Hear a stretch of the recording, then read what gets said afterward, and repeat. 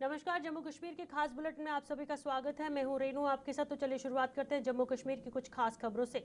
पश्चिम बंगाल और असम में विधानसभा चुनावों की जारी मतगणना में सामने आ रहे रुझानों से भारतीय जनता पार्टी का उत्साह 7वें आसमान पर जा पहुंचा है। अभी तक इन दोनों राज्यों में भारतीय जनता पार्टी को बढ़त मिलती दिखाई दे रही है और जम्मू कश्मीर प्रदेश भाजपा के नेता बेहद उत्साहित दिख रहे हैं।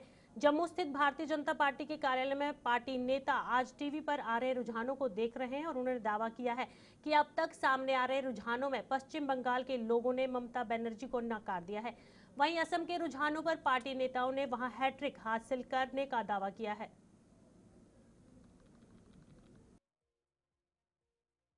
मुस्कान स्वाभाविक है, हालांकि सिर्फ भारतीय जनता पार्टी का कार्यकर्ता होने के नाते नहीं, कहीं न कहीं बंगाल में जिस प्रकार से लगातार 15 सालों से एक गुंडागर्दी का माहौल था, लगातार वहां पे सिविलाइजेशन पे अटैक था, लगातार वहां पे कल्चर पे अटैक था, भ्रष्टाचार था, कोई वहां पे आम जो जनमानस था वो सुरक्षित नहीं था। बंगाल के लोग वहां पे चाहते थे कि इलेक्शन कमीशन ऑफ इंडिया की तरफ से उनको कोई विश्वास मिले, उनको पोस्ट इलेक्शन कोई नुकसान नहीं होगा, कोई अटैक नहीं होगा। और जब इलेक्शन कमीशन ऑफ इंडिया ने ये निश्चित किया कि चुनाव के बाद भी किसी भी बंगाल के व्यक्ति को कोई नुकसान नहीं होगा, तो उन्होंने सिविलाइजेशन के विरुद्ध जो प्रहार था, उन्होंने भ्रष्टाचार के विरुद्ध, उन्होंने अराजकता के विरुद्ध वोट देके भारतीय जनता पार्टी को क्लियर मेजॉरिटी दी है। हालांकि मैं इस बात को भी मानता हूं कि अभी ट्रेंड्स हैं, अभी रुझान है, 2-3 बजे तक पिक्चर क्लियर होगी, लेकिन ट्रेंड संकेत दे रहे हैं कि ममता बनर्जी आप चले जाइए, आपको बंगाल ने नकारा है।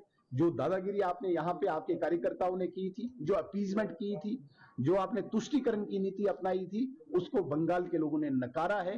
ये संकेत रुझानों में है और क्लियर पिक्चर होते होते भी यही आपको सिद्ध हो जाएगा कि वहां पे Bharatiya Janata party clear majority में सरकार बनाएगी। जहां तक असम की बात है, असम तो हम पहले ही कह चुके थे कि वहां पे लंबे अरसे से वहां पे टेररिज्म देखा बंगाल के लोगों ने, वहां पे डेवलपमेंट नाम की चीज नहीं थी। तो कहीं न कहीं पिछले 10 सालों में नरेंद्र मोदी जी के नेतृत्व में असम ने चहुमुखी विकास किया है, असम में टेररिज्म जीरो कर दिया है और यही वजह है कि आज तीसरी बार असम में भारतीय जनता पार्टी हैट्रिक मारेगी। और मुझे लगता है कि पहली बार 2016 और 2021 के अनुपात में भारतीय जनता पार्टी और ज्यादा आंकड़ा छुएगी और 2/3 मेजॉरिटी से भारतीय जनता पार्टी असम में सरकार बनाएगी। ओडिशा पार्टी का अच्छा जनाधार था और वहां पे भी क्लियर मेजॉरिटी देखने को मिलती है। केरल में हमारा वोट परसेंटेज बढ़ा है। तमिलनाडु में कहीं न कहीं उन पारंपरिक पार्टियों को, उन ट्रेडिशनल पार्टीज को जिन्होंने एक मोनोपोली वहां पे पैदा करके रखी हुई थी, उनको भी आज एक अचानक सडन राजनीति में आए हुए एक कलाकार, एक एक्टर, मुझे लगता है शायद उनकी पार्टी ने आज सबको पछाड़ दिया है। तो ये संकेत है भारत एक नई दिशा पे चल पड़ा है, नई राजनीति की दिशा पे चल पड़ा है, जिसमें जिस भी राज्य में भारतीय जनता पार्टी की सरकार है उस राज्य में पुनः भारतीय जनता पार्टी की सरकार बनती है। कहीं पे भी एंटी इनकम्बेंसी नहीं है, आंकड़ा ऊपर जा रहा है, नई दिशा पे भारत चल पड़ा है। कोई तुष्टीकरण भारत में नहीं होगी, विकास होगा, भारत सुदृढ़ होगा, सशक्त होगा, श्रेष्ठ होगा। इसी कल्पना से भारतीय जनता पार्टी इन राज्यों में चुनाव। देखिए, 5 के 5 प्रदेशों में अगर मैं बात करूं, असम से शुरुआत करके भारतीय जनता पार्टी एक नए इतिहास की तरफ जो है वो अग्रसर है। लगातार से कांग्रेस के बयान कि एंटी कंबेंसी होगी, भारतीय जनता पार्टी हारेगी, लेकिन भारतीय जनता पार्टी इस वक्त 100 का आंकड़ा जो है वो टच कर चुकी है। 126 में से 100 जीती और भारतीय जनता पार्टी के लगभग पार्टी के प्रमुख जितने भी नेता करते वो असम में। उसके बाद पुडुचेरी का एनडीए की सरकार बनना और सबसे बड़ी उपलब्धि जो मेरा मानना है कि वो वेस्ट बंगाल को लेकर है। भारतीय जनता पार्टी कभी हाशिए पर ऊपर खड़ी हुई पॉलिटिकल पार्टी होती, हमारी 2 सीटें होती थी, 4 सीटें होती थी, धीमे धीमे करते करते आज हम लोग जिस तरीके से और रुझान जो इस वक्त के शुरुआती आ रहे हैं, भारतीय जनता पार्टी एक नए इतिहास की तरफ जो है वो अग्रसर है। इसी तरीके से तमिलनाडु में भी मैं देख रहा हूँ कि ये ठीक है कि भारतीय जनता पार्टी की अपने तौर पर इतनी सीटें नहीं है, लेकिन जो लोग सत्ता में हैं उनकी एंटी कंबेंसी, वहां का भ्रष्टाचार चाहे वो तमिलनाडु है चाहे वो पश्चिम बंगाल है, वो सामने आया है। तमिलनाडु में भी जो सरकार है वो हार रही है, और आप देखिए टीवी के एक नई पॉलिटिकल पार्टी, और वहां पर उनके माध्यम से 100 से भी ज्यादा सीटें जीतना इंडिकेटिव है। AIADMK इनके माध्यम से दूसरे नंबर पर रहना, और जो सत्ता में पॉलिटिकल पार्टी है वो तीसरे नंबर पर है। भारतीय जनता पार्टी के प्रति लोगों के मन में एक रुझान है। मातृशक्ति के उत्थान को लेकर प्रधानमंत्री जी चाहते थे उनको एक तिहाई बहुमत मिले। सभी पॉलिटिकल पार्टीज ने जिन जिन लोगों ने उसका बहिष्कार किया था, जिन जिन लोगों ने मातृशक्ति के उत्थान के विरुद्ध बात की थी, वो पॉलिटिकल पार्टी जो है आज बिल्कुल हार चुकी है, और भारतीय जनता पार्टी एक नई ऊंचाइयों की तरफ जो है वो गई। श्रीनगर में आज से दरबार मूव के तहत प्रशासनिक कार्यालयों ने कामकाज करना शुरू कर दिया है। ग्रीष्मकालीन राजधानी में कड़ी सुरक्षा व्यवस्था के बीच आज दरबार खुल गया। मुख्यमंत्री उमर अब्दुल्ला के श्रीनगर सचिवालय पहुंचने पर गार्ड ऑफ ऑनर दिया गया और अधिकारियों ने उनका गर्मजोशी के साथ स्वागत किया। दरबार खुलते ही इससे जुड़े सरकारी विभागों का कामकाज भी आज से शुरू हो गया है। अधिकारियों के अनुसार सुचारू संचालन के लिए सभी आवश्यक व्यवस्थाएं की गई हैं, जबकि सुरक्षा और लॉजिस्टिक उपायों को भी सख्त किया गया है।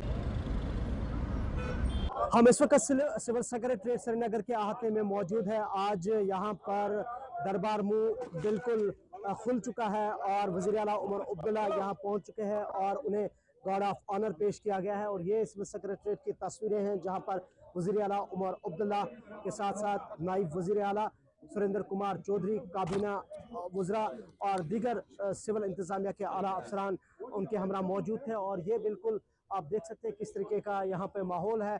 और बाज़ाब्ता तौर पर आज से दारुल हुकूमत इधर श्रीनगर में दरबार मूव का आगाज़ हो चुका है। आज से ऑफिस जो है वो खुल चुके हैं और अब श्रीनगर में 6 महीने के लिए यहाँ पे सरगर्मियाँ रहेंगी। और इस सिलसिले में 38 जो महकमे हैं वो आज से अपना कामकाज यहाँ पर शुरू करेंगे। गुलिस्तान न्यूज़ के लिए मोहम्मद शफी के साथ इमरान नाइकू, श्रीनगर। बिश्ना क्षेत्र के गांव चक अवतारा में एक मकान को तोड़ने पहुंची जेडीए की टीम को ग्रामीणों के विरोध का सामना करना पड़ा। इसकी सूचना मिलते ही बिश्ना के विधायक डॉक्टर राजीव भगत और पूर्व विधायक अश्विनी शर्मा भी मौके पर पहुंच गए और जेडीए के खिलाफ लोगों द्वारा दिए जा रहे धरने में शामिल हो गए। इन दोनों ने जेडीए की इस कार्रवाई की कड़ी निंदा करते हुए आम लोगों को प्रताड़ित करने का आरोप लगाया। हालांकि मौके पर मौजूद जेडीए के अधिकारियों ने दावा किया है कि निर्माण अवैध रूप से किया गया है। इस विरोध को देखते हुए जेडीए की टीम को फिलहाल ये कार्रवाई रोकनी पड़ी।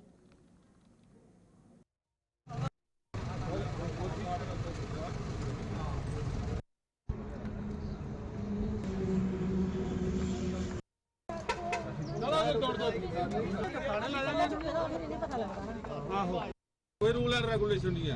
अगर गरीब इंसान ने अपना कोई आशियाना बनाया वो तोड़ लिया, आप आके हो। एक तो जब लोगों ने जमीन जब हायर की थी तब गवर्नमेंट ने बोला था इनके जब बन जाएगा रिंग रोड, लोगों को रोजगार मिलेगा, लोगों की हालात चेंज हो जाएंगे। ये हालात चेंज कर रहे हो। आज जिसने गरीब ने दिन दहाड़ी लगा के अपना आशियाना बनाया, आप तोड़ने आ गए हो।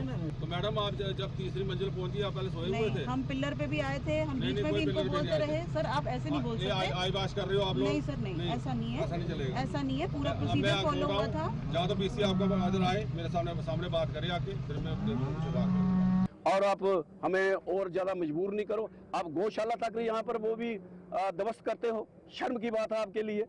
आप जहाँ पे आते हो अपनी अफसरी दिखाते हो। एक गौशाला जो किसी ने बेचारे ने गरीब ने यहाँ पर बनाई थी, आपने उसकी बिल्डिंग तोड़ दी। अब यहाँ पे छोटे से मकान जो बनाए हैं उसको तोड़ रहे हो।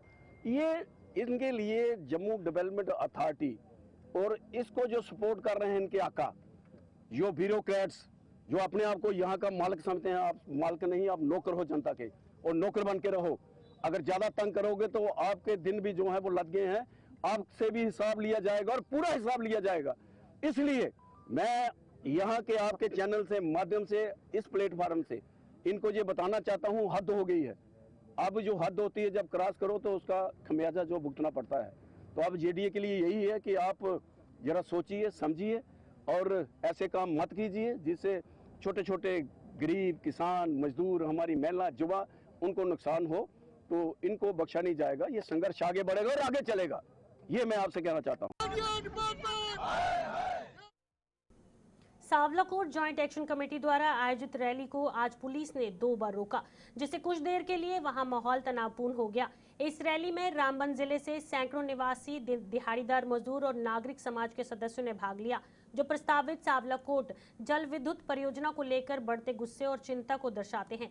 रैली की शुरुआत डाक बंगला रामबन से शांतिपूर्ण ढंग से हुई। हालांकि मुख्य द्वार पर पुलिस ने रैली की अनुमति का न होने का हवाला देकर इसे रोक दिया, जिससे तनावपूर्ण वहां गतिरोध की स्थिति बन गई। लगभग 20 मिनट की बातचीत के बाद जुलूस को आगे बढ़ने की अनुमति दी गई, लेकिन थोड़ी ही देर पर इसे फिर से रोक दिया गया। दूसरी बार रोके जाने के बाद ज्वाइंट एक्शन टीम को संबंधित अधिकारियों के माध्यम से उपराज्यपाल, मुख्यमंत्री और मुख्य सचिव के नाम ज्ञापन सौंपने की अनुमति मिल गई।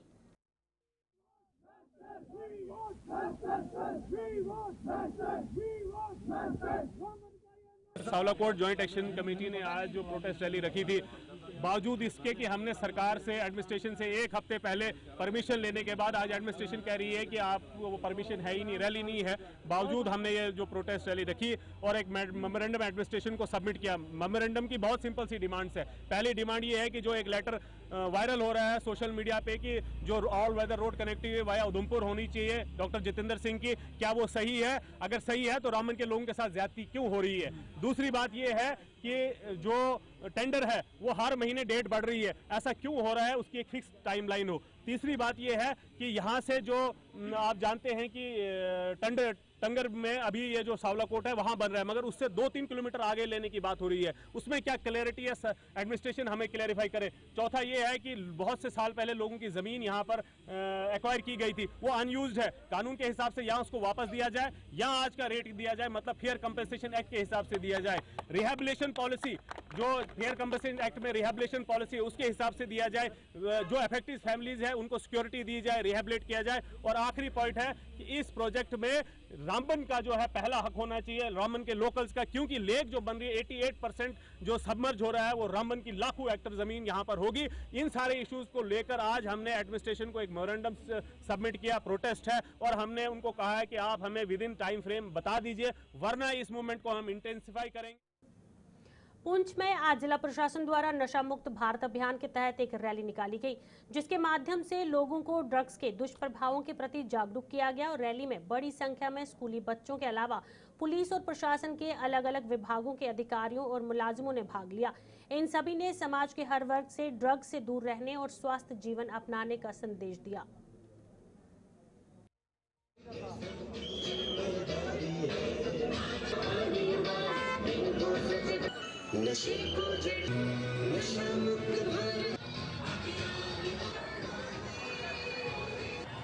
इस रैली को स्टेडियम से शुरू करते हुए परेड तक गए और उसके बाद नाखानी रोड से वापस स्टेडियम में से कल्विनेट किया गया।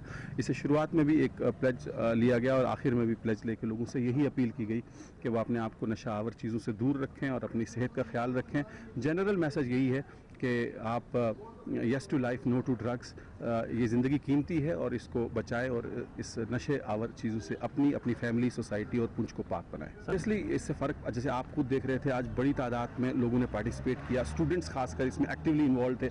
स्टूडेंट्स जो एम्बेसडर्स हैं, हर घर से स्टूडेंट आता है, वो अपनी जाके वहाँ अपनी फैमिली में बात करता है और फैमिली से अपना जो एक माशरा बिल्ड होता है उसमें एक पॉजिटिव मैसेज जाता है कि ये एक ऐसी वबा है जिससे हम सबको बचने की ज़रूरत है। और मुझे लगता है कि इस तरह से जागरूकता भी फैलती है, आप मीडिया के विसातत से भी, चूँकि आपका भी बड़ा पॉजिटिव रोल है, आप भी दूर तक ये मैसेज पहुंचाते हैं, तो ये मैसेज भी दूर तक जाता है कि शहर में ख़ासकर पूरे डिस्ट्रिक्ट में जो कैंपेन चला है, तो मुझे लगता है कि इस तरह के प्रोग्राम बहुत पॉजिटिव रोल प्ले करते हैं। तौफीक मलिक है और हम सब अभी कॉलेज के स्टूडेंट्स, एनएसएस वॉलंटियर्स और जितने भी हमारी पुंछ के यूथ हैं, सिटीजन्स हैं, हम सब ने आज नशा मुक्त भारत अभियान में पार्टिसिपेट किया है। इसका मेन मोटिव ये है कि हमने अपने भारत को नशा मुक्त कैसे बनाना है, हमने अपनी यूथ को नशे से कैसे दूर रखना है, और ये बहुत ही एक अच्छा मैसेज गवर्नमेंट ऑफ इंडिया की तरफ से दिया गया है, जिसको हमने आगे हर एक गली, हर एक चौराहे, हर एक घर में पहुंचाना है कि हमने कैसे नशे से बचना है और बाकियों को भी बचाना है। और डिस्ट्रिक्ट एडमिनिस्ट्रेशन की तरफ से काफ़ी अच्छा इनिशिएटिव रहा, काफ़ी सारे बच्चे स्कूल से, सीनियर सिटीजन्स और जितने भी डिपार्टमेंट्स हैं हमारे एडमिनिस्ट्रेशन के साथ मिलकर हमने एक रैली निकाली, और रैली का सिर्फ एक मैसेज था कि हमने अपने भारत को कैसे नशा मुक्त बनाना है और खुद भी कैसे नशा मुक्त रहना है, ताकि हम अपनी सोसाइटी को एक अच्छे रास्ते पर चला सकें। जम्मू के फ्लाई मंडल के सूडाचक सहित अन्य गांवों के निवासियों ने सड़क की बदहाल स्थिति को लेकर प्रशासन के खिलाफ गहरी नाराजगी व्यक्त की है। ग्रामीणों के अनुसार इस इलाके में स्थित क्रशर यूनिट के कारण भारी डंपरों की आवाजाही से सड़क पूरी तरह क्षतिग्रस्त हो गई है। पिछले कई वर्षों से सड़क की मरम्मत नहीं कराई गई है, जिससे धूल मिट्टी की समस्या बनी रहती है। उसके मुताबिक प्रशासन, विधायक और तहसीलदार को कई बार अवगत कराया गया, लेकिन कोई ठोस कार्रवाई नहीं हो पाई।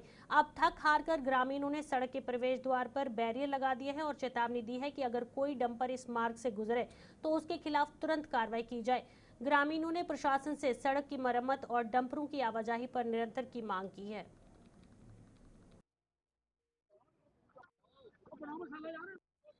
क्योंकि यहाँ से रोज ना डेली कोई 100-150 डंपर सुबह निकलते हैं और इससे भी ज्यादा रात को निकलते हैं। यहाँ से हमारा मतलब लोगों का इतना जीना बुरा हाल किया हुआ है इन लोगों ने, ट्रैक्टर वालों ने, डंपर वालों ने। वो क्रैशर अपने चलाते हैं और रोड की हालत जो है तोड़ के रोड बुरा हाल करा हुआ है। एक तो फ्लड की मार रहती है इन गाँव पे, फ्लड सालों 2-2 साल के बाद आता है, 3-3 साल के बाद, और ऊपर से अभी ये वो डंपर वाले तोड़ने वाले। डंपर वालों ने इधर क्या करा है कि लोगों का जीना हराम करके रखा है। मिट्टी ही मिट्टी लोगों के घरों में, अभी पोंछा लगाओ 5 मिनट के बाद फिर धोने पड़ते हैं। तो हमने ये अब परेशान होकर ये कदम उठाया है। रोड की मरम्मत यहाँ कोई नहीं करता, जहाँ पे बस सिर्फ डंपर चलाओ, पैसा कमाओ, अपनी जेब भरो और अपने घर वो अपने आराम से अपने महलों में बैठे हैं। और इधर लोगों की जो झोंपड़ियां हैं जहाँ एक कमरा, वो भी जीना हराम करा हुआ है मिट्टी से। हमने एमएलए साहब को भी बोला था, उसके बाद हमने अपने तहसीलदार मंडाल को भी यहाँ पे लाया था। हमने सबसे रिक्वेस्ट करी है कि यहाँ का कुछ सुधार करो, लेकिन कोई आगे नहीं आया। और परेशान होकर आज ये हमें लोगों को खुद डिसीजन लेना पड़ रहा है, खुद कदम उठाना पड़ रहा है इस पब्लिक को, 3 गांव के लोगों को, कि हम यहाँ पे खुद बैरिंग लगाएंगे लोहे के। यहाँ से कोई नहीं जाएगा, अगर कोई जाएगा तो हम यहाँ पे कानूनी कार्रवाई करेंगे डंपर वालों के खिलाफ और क्रैशर वालों के खिलाफ। अब हम लोगों की ये हालत है कि हमारे बच्चे बीमार हैं, बुजुर्ग बीमार हैं, घरों में देखो मिट्टी कितनी जमी हुई है। लेडीज बेचारी दिन रात उनको धोती रहती हैं वो अपने कमरे वगैरह। तो अगर कोई जहाँ से डंपर गुजरता है तो उसके पीछे हालत देखने वाली होती है। डंपर दिखाई नहीं देता, मिट्टी ही मिट्टी होती है। कितने गांव यहाँ पर देखिए जहाँ 3 गांव हैं और 3 गांव ने जो अपनी इंतकाल जमीन दे रखी है, उनका पर्सनल रोड है, ये अपने लिए बनाया था उन्होंने, खुद ज्ञाति बेल से दिन रात ला के तो ये रोड तैयार किया था उन्होंने। तो अब पीछे से कोई 50,000 रुपया आया था, तो वो एमएलए साहब ने उसको कैंसिल करवा के तो अभी बोल रहे कोई 2,78,25,000 रुपया उन्होंने सैंक्शन करवाया है। पैसा तो आ गया, लेकिन ठेकेदार कोई आगे नहीं आ रहा, क्योंकि आजकल गवर्नमेंट का रूल है कि 5 साल रोड रिपेयर करना पड़ता है। वो बोलते हैं ये तो डंपर 7 साल में तोड़ देंगे, तो हम कोई टेंडर लगाने को तैयार नहीं है ठेकेदार जहाँ। तो हम लोग दुखी होकर जहाँ बैरिकेडिंग करने लगे हैं। तो अगर किसी ने कोई हमारे खिलाफ कोई कार्रवाई की, कोई गलत एक्शन जहाँ लिया, तो जहाँ बहुत खराबी होगी, बहुत ही हालत खराब होगी। लेकिन रोड क्या है, जहाँ तो आप खड्डे देखो, अच्छा जब बारिश हो जाती है ना, खड्डों में पानी भर जाता है, कोई चल ही नहीं सकता। सूखा हो तो प्रॉब्लम, बारिश पड़े तो प्रॉब्लम। इसी मसला हल हो, जब तक मसला हल नहीं होता ये बैरिकेडिंग नहीं खुलेगी।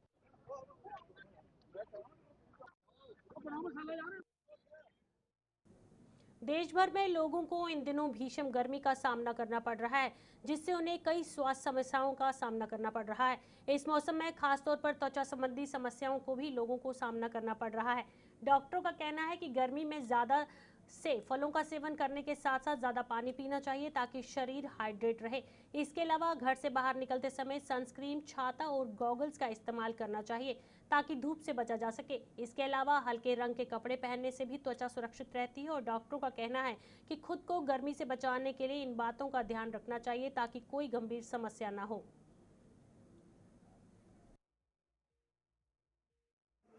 सबसे पहले आपको ध्यान रखना चाहिए कि अपना वाटर इनटेक जो हम पानी लेते हैं उसमें 6 से 8 गिलास वाटर ज़रूर होना चाहिए डेली बेसिस पे, डिपेंडिंग कि कोई मेडिकल कंडीशन अगर आप सफ़र नहीं कर रहे हैं।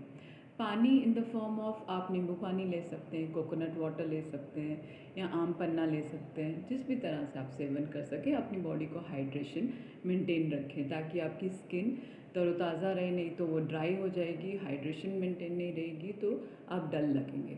दूसरी चीज़, खाने पीने का विशेष ध्यान रखें। जैसे मैंने कहा कि पानी का ध्यान रखना है, तो उसमें हमारे फ्रूट्स अभी जो चल रहे हैं जैसे वाटरमेलन है, मेलन है, तो इसमें वाटर कंटेंट अच्छा खासा रहता है। अगर हम ये डाइट में रोज़ ऐड कर दें तो आपकी स्किन को बहुत हेल्प मिलेगी। थर्ड चीज़, अभी ऐसा नहीं करना चाहिए कि आउट ऑफ द वे जाके आप कोई फ्रूट या वेजिटेबल ख़रीदें जो मार्केट में ईज़िली अवेलेबल हो, क्योंकि हमने देखा है जो मार्केट में चीज़ मिलती है वो अकॉर्डिंग टू वेदर ही हमारे यहाँ आती है, तो हमें उन चीज़ों का सेवन ज़रूर करना चाहिए। फिर अगर हम बात करें कि कपड़े कैसे डालने चाहिए, तो आपको कॉटन क्लोथ्स खुले ढुले और लाइट कलर के यूज़ करने चाहिए। धूप में निकलने से पहले सनस्क्रीन ज़रूर लगानी चाहिए। सनस्क्रीन में ये रहता है कि आधा घंटा पहले आप सनस्क्रीन यूज़ करें और अपनी स्किन टाइप के अकॉर्डिंग, जैसे ऑयली स्किन है तो आपको जेल बेस्ड सनस्क्रीन ढूंढना चाहिए, अगर ड्राई स्किन है तो क्रीम बेस्ड यूज़ करना चाहिए। अब कितना यूज़ करना चाहिए वो बहुत इंपॉर्टेंट है, वो आपके माध्यम से मैं बताना चाहती हूँ कि 2 फिंगर रूल्स रहते हैं। आपने 2 फिंगर्स पे क्रीम लगानी है और ये यूज़ करनी है। जम्मू में सतवारी ब्लॉक से लेकर जीवन नगर तक जाने वाली सड़क की खस्ता हालत ने स्थानीय लोगों में भारी आक्रोश पैदा कर दिया है। सड़क पर जगह जगह गहरे गड्ढे बन चुके हैं जो रोज दुर्घटनाओं का कारण बन रहे हैं। प्रशासन द्वारा इस सड़क पर बार बार कंकड़ और मिट्टी डालकर मरम्मत की जाती है, लेकिन ये स्थायी उपाय दुर्घटनाओं को और बढ़ा रहे हैं। अरनिया बॉर्डर सहित कई क्षेत्रों के लोगों से रोजाना यहां से गुजरते हैं। स्थानीय लोगों का प्रशासन से मांग है कि सड़क की पक्की मरम्मत की जाए ताकि दुर्घटनाओं को रोका जा सके और जन सुविधाएं बेहतर हों।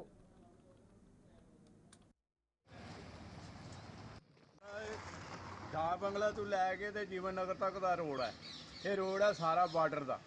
ये असीं ये कहना चाहते हैं, अज तू 3-4 महीने पहला भी इन्हें कैंकरा पाया हा। और देखो ये जेडे खड्डियां दे बजाय साड़ियां दुकानां वाली साइड नीवी कर जांदे ने, सेंटर दे विच उच्चा कर जांदे ने, ताकि इधरों जिन्ना भी उपरों पानी आंदा वो सारा आण के साड़ियां दुकानां दे अगे खलोंदा। फिर कैंकरे दी जगह वो बड़े बड़े खड्डे बन जांदे, अगों कोल तार फिर टुटदी जांदी है।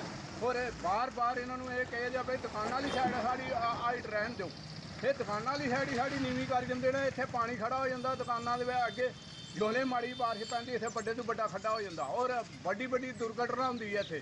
ये मतलब इन्होंने जदों भी कैंकरा पाना दिया उदों अपील की जाती है, ये डिपार्टमेंट अपनी मनमर्जी करता। असीं ये कहना चाहते हैं भाई लुक पैनी चाहिए है और जेड़े रोड की है बिल्कुल ढाल होनी चाहिए है, ताकि इधर वाला पानी जोड़ा वो परली साइड पानी चला जाए। ये नहीं दुकानों के अंदर पानी जाए। असीं ये कहने कि पानी जोड़ा उधर कड्ढना चाहिए, ताकि हुण भी आन के मौका डिपार्टमेंट आन के दिखे साड़ियां दुकानों के अगे खड्डे बना के सेंटर के विच उच्चा करके चले जाते हैं, ताकि सेंटर का उच्चा करने का की मतलब है दुकानों के अगे पानी खड़ा रहे। मराली जीवन नगर रोड साहब ते साहब इत्थे 3-4 दफा इस तरह होया कि कैंकरा कुंकरा पाते हैं तो मगरों कुछ भी नहीं, ना कोई लुक पाता ना कुछ पाता। तो जनाब इस तरह ये मिट्टी हूँ पत्त के मिट्टी जी पा गए ना, तो ये इन्नी धूड़ उड़ रही है जो साहब कोई।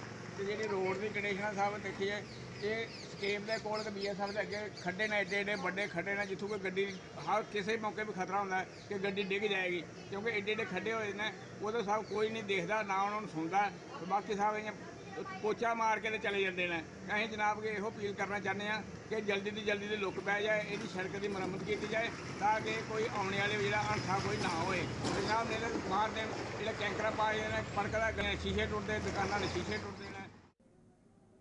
पुंछ शहर के बीचों बीच वार्ड नंबर 13 में 1984 और 1985 में बना प्राइमरी स्कूल के तौर पर government middle school Sheesh Mahal आज तक अपनी पक्की बिल्डिंग से महरूम है। 2005 में स्कूल को अपग्रेड करके मिडिल स्कूल का दर्जा दिया गया था, लेकिन बदकिस्मती से स्कूल की अपनी बिल्डिंग आज तक नहीं बन पाई है। सभी स्कूल किराए की बिल्डिंग में चल रहे हैं, जिससे स्टूडेंट्स को काफ़ी मुश्किलों का सामना करना पड़ता है। बच्चों की संख्या दिन ब दिन बढ़ रही है, लेकिन यही बिल्डिंग और सुविधा न होने की वजह से कई अभिभावक अपने बच्चों का एडमिशन करवाने के बावजूद उन्हें दूसरे स्कूलों में भेजने को मजबूर हैं। स्कूल के बच्चों का कहना है कि बारिश हो या धूप उन्हें बहुत मुश्किल का सामना करना पड़ता है और ऐसे हालात में पढ़ाई करना बहुत मुश्किल हो जाता है।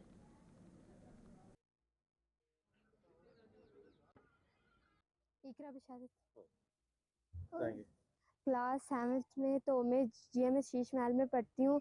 तो सर हमें यहाँ पे बिल्डिंग की बहुत कमी है सर, इधर जगह भी नहीं है। जब गर्मियों में ज़्यादा धूप होती है तो यहाँ पे हमें अंदर मतलब एक रूम है छोटा सा, वो उधर अगर 10 बच्चे भी आएंगे तो वो भर जाएगा। इसलिए हमारे पास 60 बच्चे हैं तो वहाँ पे नहीं पूरे हो सकते, आधे किचन में बिठाने पड़ते, फिर भी एडजस्ट नहीं होते। तो इसलिए हमें यहाँ पे पढ़ाते भी बड़ा अच्छा है और स्टाफ भी बड़ा पूरा है, खाना भी अच्छा बनता है, सिर्फ यहाँ पे बिल्डिंग की कमी है। तो हम चाहते हैं कि हमें एक अच्छी सी बिल्डिंग मिल जाए। बिस्मा खानम। बताएंगे क्या परेशानी आ रही है सर जैसे कि अब यहाँ पे गर्मियाँ हैं तो बाहर बच्चे एडजस्ट नहीं हो सकते, इसलिए हमें गवर्नमेंट बिल्डिंग मतलब ज़रूरत है उसकी। और हमें चाहिए, यहाँ पे एक ही रूम है उसमें सारे बच्चे एडजस्ट नहीं हो सकते, 60 बच्चे हैं, 60 में से 10 भी नहीं अंदर बैठ सकते, इसलिए हमें गवर्नमेंट बिल्डिंग चाहिए। तो आप कितने साल से यहाँ पे तालीम हासिल करते अब मेरे को 4 साल हो गए। 4 साल हो गए। 4 साल में किस तरीके से जो आपने तालीम यहाँ पे हासिल की? यहाँ पे जम्मू कश्मीर के इस खास बुलेटिन में फिलहाल इतना, इसी के साथ दीजिए इजाजत। नमस्कार।